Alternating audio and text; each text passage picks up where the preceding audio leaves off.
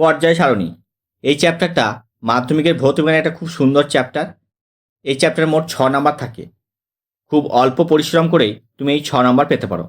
তার জন্য তোমাকে যে যে প্রশ্নগুলো পড়তে হবে সেগুলো দেখে নাও কী কী সূত্র করতে হবে। নিউল্যান্ডের অষ্টক সূত্র, মেন্ডেলিপের পর্যায় সূত্র আর ডোবেরিনারের ত্রয়ী সূত্র। এরপর দেখো কী কী সংজ্ঞা করতে হবে। চ্যালকোজেন মৌল, ক্ষারীয় মৃত্তিকা ধাতু, ইউরেনিয়াম উত্তর মৌল, এগুলো সবগুলোই তোমরা উদাহরণগুলো করে রাখবে।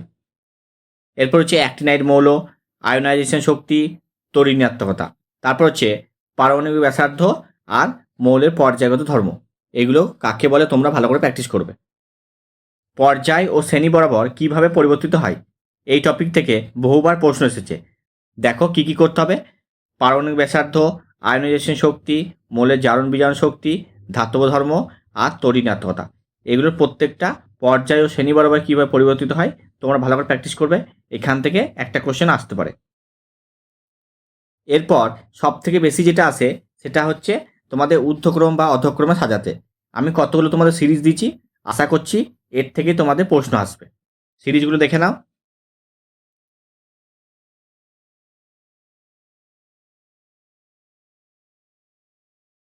এরপর হচ্ছে বড় কোশ্চেন, পর্যায় সারণী গড়ে ওঠায় মেন্ডেলিভ ও লোথার মেয়ারের অবদান সম্পর্কে লেখো। 2 নাম্বার, মেন্ডেলিভের পর্যায় সারণীর গুরুত্ব বা প্রয়োজনীয়তা লেখো। 3 নাম্বার, ক্ষার ধাতু কোনগুলি, এদের বৈশিষ্ট্য লেখো, এরূপ নামকরণের কারণ কী। 4 নাম্বার, দীর্ঘ পর্যায় সারণীর শ্রেণী 2-এর মৌলগুলিকে ক্ষারীয় মৃত্তিকা ধাতু বলা হয় কেন। 5 নাম্বার, ক্ষারীয় মৃত্তিকা ধাতুদের বৈশিষ্ট্য লেখো। 6 নাম্বার, পর্যায় সারণীতে সন্ধিগত মৌলগুলির অবস্থান লেখো, এদের কয়েকটি বৈশিষ্ট্য লেখো। 8 নাম্বার, দুটি পর্যায়গত ধর্মে উদাহরণ দাও, পর্যায়গত ধর্ম নয় এরূপ কয়েকটি ধর্মে উদাহরণ দাও। 10 নাম্বার, একই পর্যায়ে অবস্থিত সকল মৌল একই রাসায়নিক ধর্ম প্রদর্শন করে না কেন।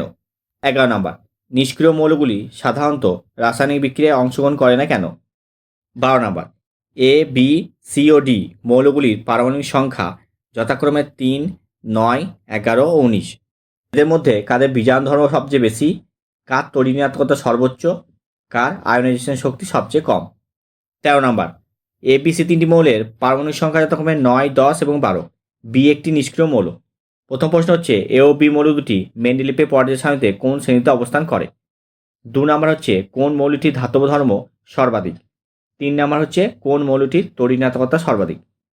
এখানে যে প্রথমে প্রশ্নটা দিয়েছে এ ও বি মৌল দুটি মেন্ডেলিভের পর্যায় সারণী কোন শ্রেণীতে অবস্থান করে, এটা কিন্তু আধুনিক পর্যায় সারণী যদি তোমার অবস্থান লিখে দাও তাহলে কিন্তু এটা ভুল হবে। পুরনো মেন্ডেলিভের পর্যায় সারণী আছে সেই হিসেবে তোমরা কিন্তু লিখবে।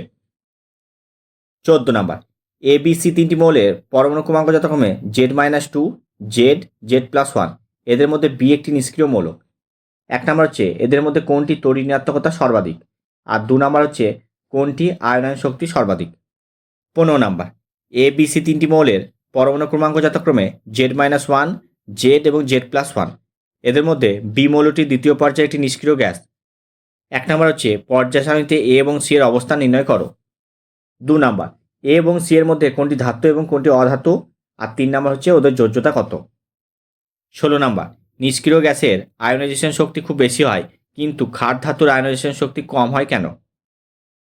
17 নাম্বার, একটি মৌল এ এর পরমাণু ক্রমাঙ্ক 20 ও অপর একটি মৌল বি এর পরমাণু ক্রমাঙ্ক 9। এই মৌল দুটি যৌগ গঠন করলে সেই যৌগের প্রকৃতি কী হবে, আয়নীয় না সমযোজী। তোমার উত্তরের সপক্ষে যুক্তি দাও।